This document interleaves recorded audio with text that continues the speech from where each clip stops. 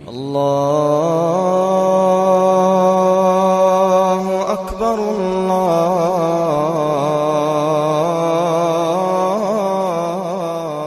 الله أكبر. اعوذ باللہ من الشیطان الرجیم بسم اللہ الرحمن الرحیم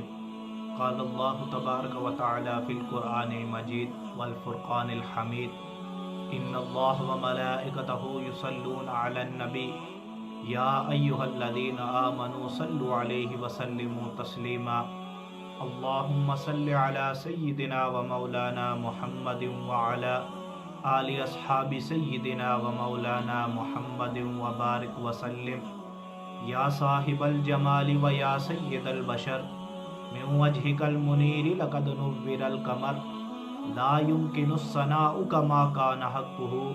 بعد از خدا بزرگ توئے قصہ مختصر. بعد از حمد و صلات اور درود شریف کا نذرانہ پیش کرنے کے بعد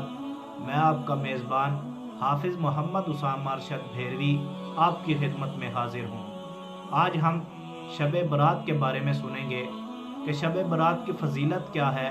اور اس رات کو کون کون سی عبادات کی جاتی ہیں، مسنون عبادات، کہ ہم اس رات کے اندر زیادہ سے زیادہ اپنے رب کو منا سکیں، کیونکہ یہ وہ رات ہے جس میں ہمارے نامہ اعمال پیش کیے جاتے ہیں اللہ کی بارگاہ کے اندر، اور ہمارے پورے سال کا بجٹ جسے کہتے ہیں وہ تیار ہوتا ہے کہ کس کو کتنا رزق دیا جائے گا، کس نے کب اس دنیا سے رخصت ہونا ہے، اور اس طرح کے بہت سارے معاملات. تو آئیے دیکھتے ہیں کہ شب برات کیا ہے اور اس کی فضیلت کیا ہے اور اس میں ہونے والی عبادات کیا ہیں.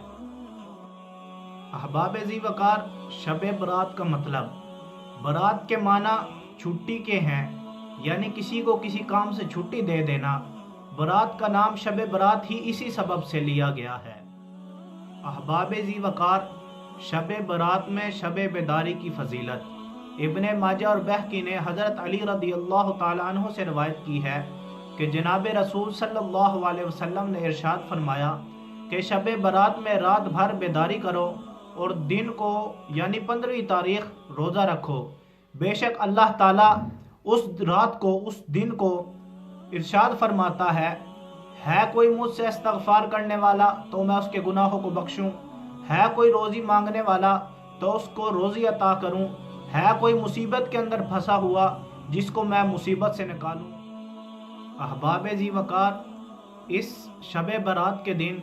یعنی رات کو جو آتش بازی کی جاتی ہے، شیخ عبدالحق محدث دہلوی رحمۃ اللہ تعالیٰ علیہ فرماتے ہیں یہ صرف ہندوستان کے اندر ہی ہوتا ہے، اور یہ بھی صرف اور صرف ہندو جو لوگ ہیں ان کی دیوالی کو دیکھ کر اپنایا گیا ہے. تو یہ ایک بدعت ہے، اس لیے آتش بازی نہ کی جائے. اور احباب ذی وقار، اس کے بعد دیکھتے ہیں کہ اس رات کو غسل کرنا کیسا ہے. تو احباب ذی وقار، 16 مواقع پر غسل کرنا مستحب ہے، کیونکہ ان مواقع میں اجر بڑھتا ہے. ان مستحب مواقع میں سے ایک موقع شب برات کا بھی ہے، اسے زندہ کرنے کے لیے اور اس کے مقام کی تعظیم کے لیے،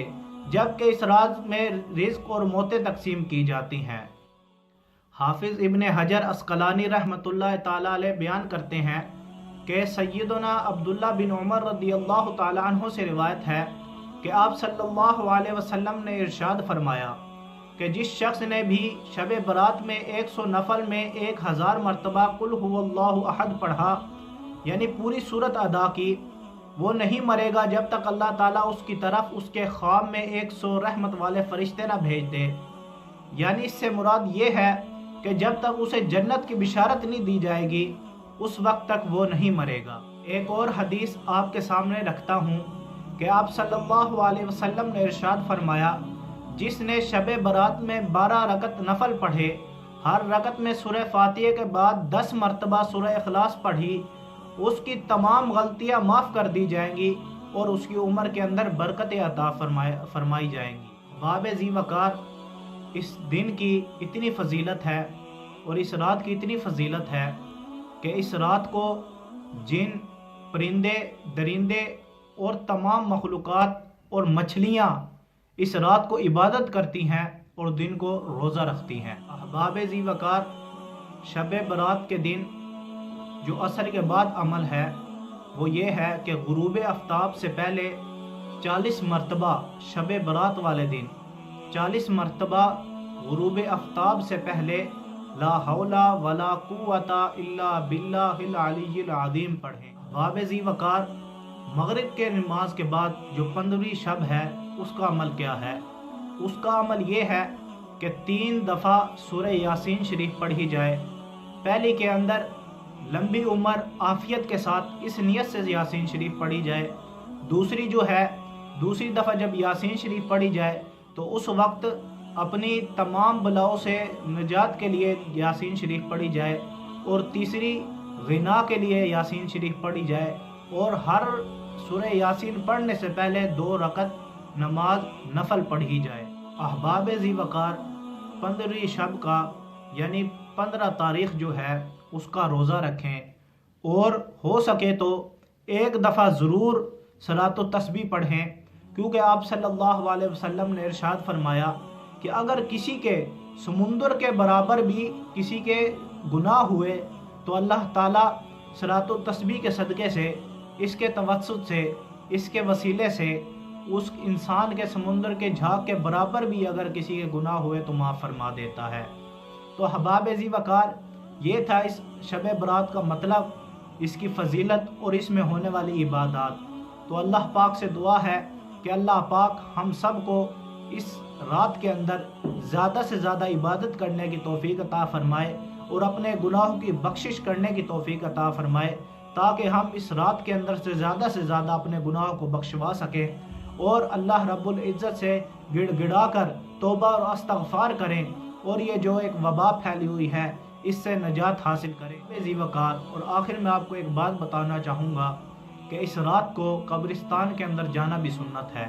آپ صلی اللہ علیہ وسلم اس رات کو قبرستان جایا کرتے تھے اور مغفرت کی دعا کیا کرتے تھے، اور قبر والوں کے لیے مغفرت کی دعا کیا کرتے تھے۔ تو اللہ پاک سے دعا ہے کہ اللہ پاک ہم سب کو صحیح طریقے کے ساتھ دین کو سمجھنے، اس پر عمل کرنے کے توفیق عطا فرمائے۔ وآخر دعوانا ان الحمد للہ رب العالمین۔